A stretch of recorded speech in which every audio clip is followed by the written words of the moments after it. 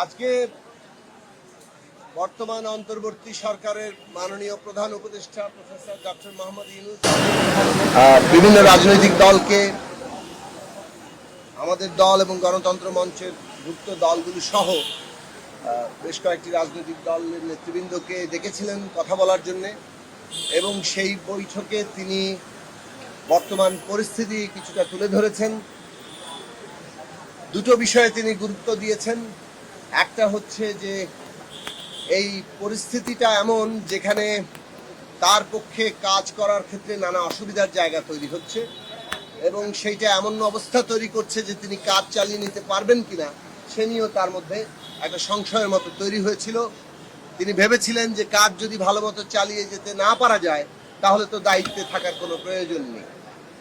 কিন্তু আবার যে দায়িত্বের জায়গা তিনি নিয়েছেন, সারা দেশবাসীর প্রত্যাশা, রাজনৈতিক দলগুলো সহ দেশের জনগণের যে ভরসার জায়গা আছে সেই সব উপলব্ধি করেই তিনি সকলের সাথে আবার আলাপ আলোচনা করছেন কিভাবে এই পরিস্থিতিটাকে একটা কাঙ্ক্ষিত জায়গায় নিয়ে যাওয়া যায়। দ্বিতীয় আরেকটি বিষয়ের উপর তিনি গুরুত্ব দিয়েছেন, সেটা হচ্ছে যে দেশের সার্বিক যে রাজনৈতিক এবং নিরাপত্তাগত পরিস্থিতি, নানা ধরনের আশঙ্কার জায়গা বাংলাদেশের। ওয়ালটন আবারও মিলিনিয়ার অফারে ওয়ালটন ফ্রিজ কিনে আপনিও হয়ে যেতে পারেন মিলিয়নিয়ার। স্বাধীনতা, সার্বভৌমত্ব এই সব কিছুকে বাধাগ্রস্ত, ব্যাহত কিংবা ক্ষতিগ্রস্ত করার চেষ্টা করছে, সেইটা একটা আশঙ্কাজনক অবস্থা আছে। সেই ক্ষেত্রে তিনি সকলের যে ঐক্য, সেই ঐক্য যে রাজনৈতিক দিক থেকে এবং দেশের শ্রেণী পেশার মানুষ, শিক্ষার্থী, সমস্ত জনগণ এবং বিশেষভাবে রাষ্ট্রীয় প্রতিষ্ঠানগুলো সকলে মিলে আমরা যদি একটা ঐক্যবদ্ধ জায়গায় থাকি তাহলে এই যে অভ্যুত্থানের অর্জন, গণতান্ত্রিক যে আমরা প্রক্রিয়ায় আছি, একটা উত্তরণের জায়গায় আমরা যাচ্ছি এবং সর্বোপরি আমাদের স্বাধীনতা, সার্বভৌমত্ব কোনোটাই বাধাগ্রস্ত কিংবা ক্ষতিগ্রস্ত করার শক্তি কেউ পাবে না। তো সেই জায়গা থেকেই তিনি বৈঠক আহ্বান করেছেন, বিভিন্ন রাজনৈতিক দলের সাথে তিনি কথা বলছেন।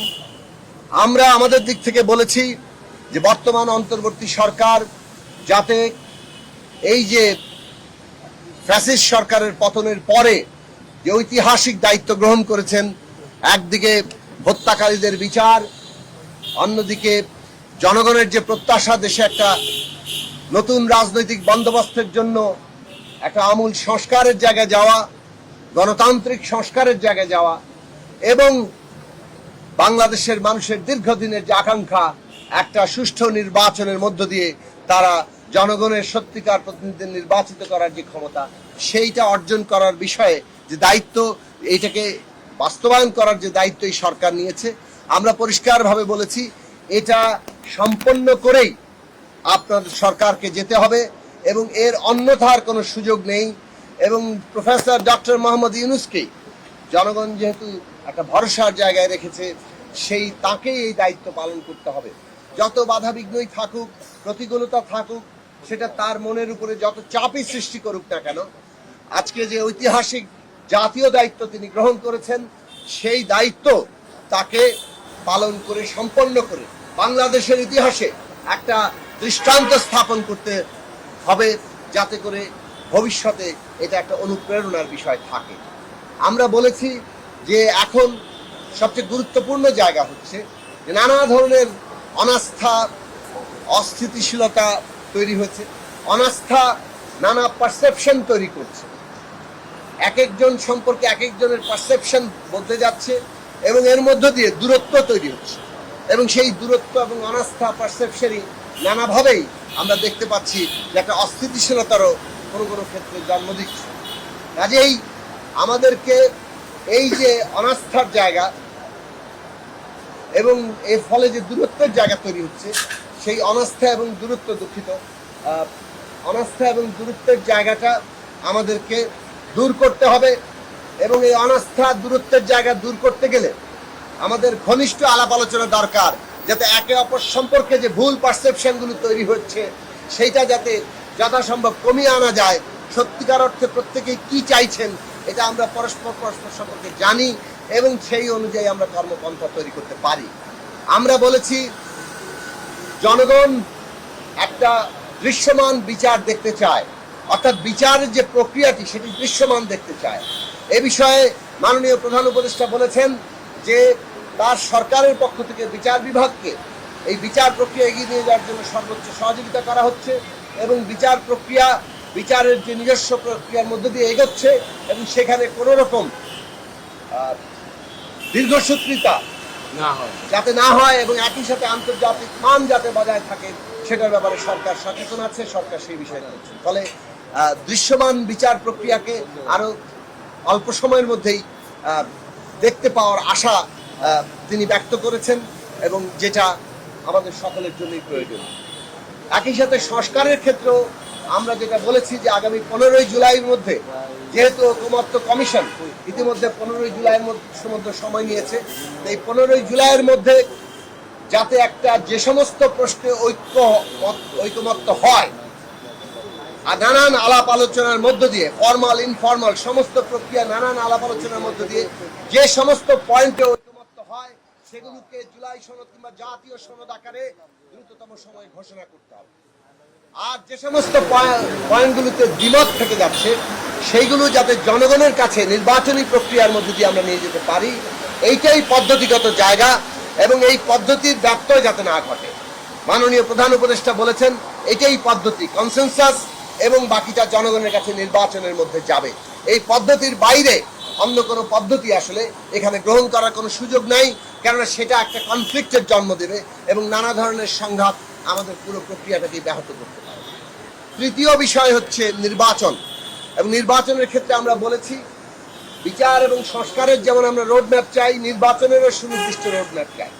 সরকার ইতিমধ্যে ডিসেম্বর থেকে জুনের মধ্যে কথা বলেছেন, আমরা বলেছি অন্তত পক্ষে সুনির্দিষ্ট মাস কিংবা সপ্তাহটি যদি সুনির্দিষ্ট করা যায় তাহলে সমস্ত রাজনৈতিক দলের দিক থেকে কিংবা সাধারণ মানুষের মধ্যেও সমগ্র দেশবাসীর মধ্যেও নির্বাচন বিষয়ে একটা পরিকল্পনা প্রস্তুতি গ্রহণ করার জন্য তাদের জন্য সুবিধা হয় এবং এটা রাজনৈতিক স্থিতিশীলতা যেমন নিয়ে আসবে তেমনি অর্থনীতির ক্ষেত্রে একটা স্থিতিশীলতা আনবে। কেননা অর্থনৈতিক ক্ষেত্রে যে বিনিয়োগের প্রয়োজন সেই বিনিয়োগ নতুন প্রাণ সঞ্চালন করবে, কিন্তু সেই বিনিয়োগের পরিকল্পনা গ্রহণ করতে হলো নির্বাচনের সুনির্দিষ্ট তারিখ কিংবা একটা সপ্তাহ সেইটা খুব প্রয়োজনীয়। এ বিষয়ে তিনি বলেছেন যে এইটা অত্যন্ত জরুরি, তার সরকারও সেটা মনে করে এবং তারা যেটা ভেবেছেন যে ডিসেম্বর থেকে জুনের মধ্যে এবং 30শে জুনের একদিনও সেদিকে যাবেন, এটা তিনি পুনরায় উচ্চারণ করেছেন এবং তিনি বলেছেন যে আসলে সুনির্দিষ্ট তারিখ ঘোষণার ক্ষেত্রে তার সরকারের একমাত্র বিবেচনা হচ্ছে যে সুষ্ঠু নির্বাচনের জন্য সেই পরিবেশটা কারা আনয়ন করবে, প্রশাসন সহ সমস্ত যারা এর সাথে যুক্ত প্রতিষ্ঠানগুলো। এই প্রতিষ্ঠানগুলো যেহেতু পুনর্গঠনের মধ্যে আছে সে কারণে সরকার এই প্রতিষ্ঠানগুলোকে নির্বাচনের উপযোগী করে গড়ে তোলার কাজে আছেন। তারা যখনই একটু আত্মবিশ্বাসী হবেন এবং তাদের মধ্যে এটা ধারণা নিশ্চিত হবে যে হ্যাঁ এটা করা যাচ্ছে, সুষ্ঠু নির্বাচন করার ব্যাপারে তারা একেবারে পূর্ণ প্রস্তুত, তখনই তারা ঘোষণা করতে চান। তবে এখন রাজনৈতিক দলগুলো এবং সবাই যেহেতু নির্বাচনের তারিখ চাইছে, এই বিষয়টা তারা দ্রুত অনেক গুরুত্বের সাথে বিবেচনায় নিচ্ছেন এবং তারা গুরুত্বের সাথে বিবেচনায় নিয়ে এই যে প্রশাসনিক প্রস্তুতি এগুলোকে বিবেচনায় নিয়ে তারা অচিরেই এইরকম একটি সিদ্ধান্তের জায়গায় পৌঁছাবেন যে কবে নাগাদ নির্বাচনের সময়সীমাটা আরো সুনির্দিষ্ট করে হাজির করা যায়। এই তিনটি বিষয়ের উপর আমরা গুরুত্ব দিয়েছি। আমরা বলেছি যে ঐক্যের ক্ষেত্রে যে সমস্ত জিনিসগুলো বাধা হয়ে দাঁড়াচ্ছে সরকার সেই সমস্ত বিষয়ে মনোযোগ দিবে। যেমন অনেকগুলো জাতীয় গুরুত্বপূর্ণ নিরাপত্তাগত প্রশ্ন হাজির হচ্ছে, কিন্তু সেই সব বিষয় নিয়ে অংশীজনদের সাথে যে আলাপ আলোচনা এটা হয়নি।